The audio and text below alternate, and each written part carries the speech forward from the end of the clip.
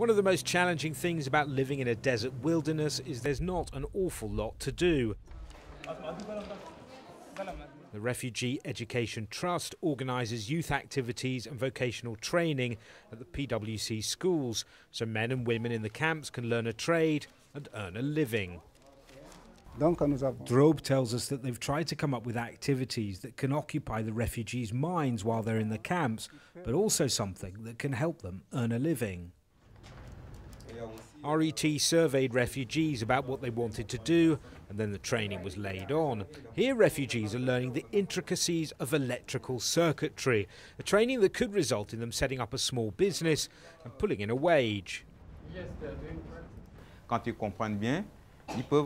The instructor tells us that if the students do well in the course, they can open up their own workshop.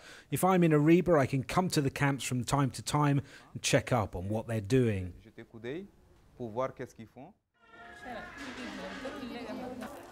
Women traditionally earn a little extra cash doing henna painting.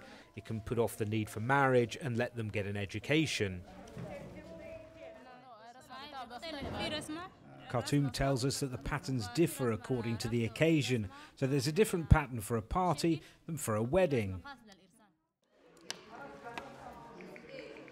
In fleeing Darfur, many men lost their livelihoods and much of their status. They're susceptible then to being lured into armed militias. A trade such as radio repairs, shoemaking or phone fixing can make that less likely. Mohamed Khamis tells us that broken screens are the most frequent complaint. He's enough customers to make a living, as many refugees have phones to keep in touch with their families at home. This training does not just while away the long days in the camps, but can potentially give people caught in an indeterminate political limbo a discernible future.